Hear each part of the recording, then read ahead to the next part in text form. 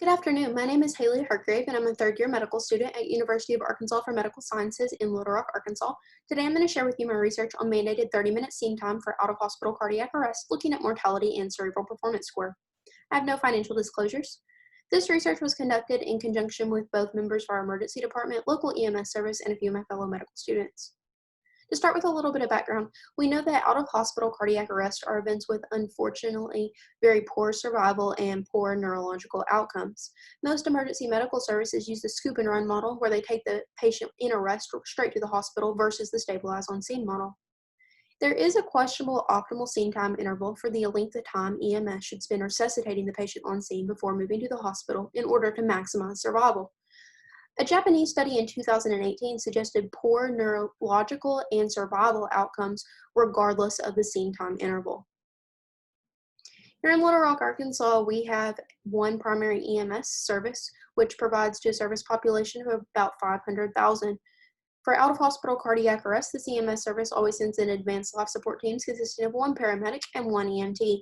In 2015, the EMS service made a protocol change for adult out-of-hospital cardiac arrest. Before this change, they were using the scoop and run model, but after this change, they switched to a 30-minute mandated scene time interval, resuscitating patient on scene, or until the patient regains spontaneous circulation. This protocol change also allowed for an option for termination of resuscitation of the patient on scene after 30 minutes. For this study, we conducted a retrospective chart review before and after protocol change. We included patients with out-of-hospital cardiac arrest treated by this EMS service from January of 2015 through August of 2016. We excluded all patients whose arrest was related to a traumatic etiology and patients less than 18 years old. At this time point in the study, we've included patients transported to two major medical centers here in Little Rock, as well as patients not transported to the hospital due to termination of resuscitation on scene.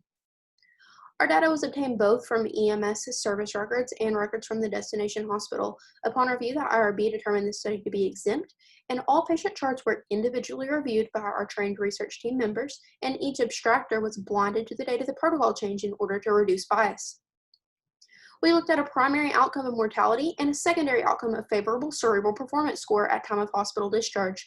We considered a favorable CPC to be a score of 1 or 2. If you take a look at the chart, CPC of 1 indicates good cerebral performance of the patient, and the patient is able to work.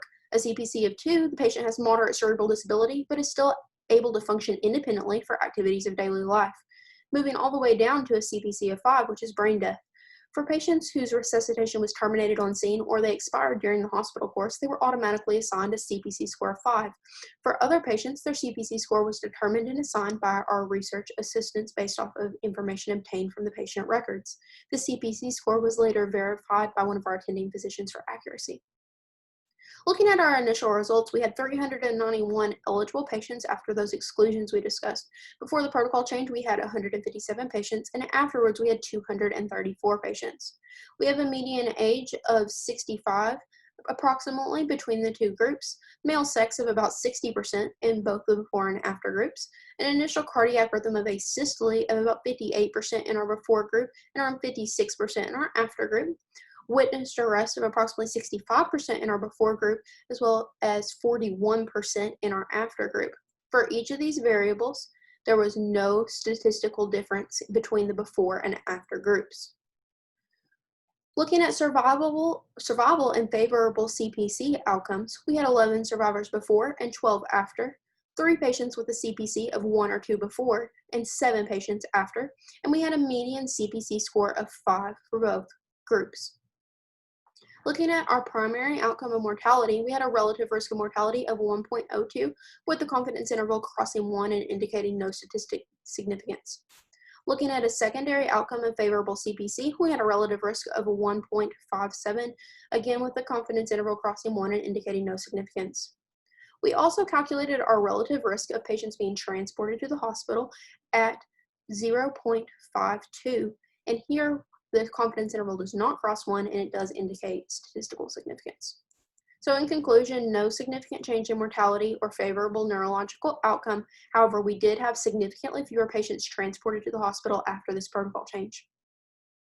So survival and favorable CPC were very rare outcomes, and this likely led to our study being very underpowered in that aspect.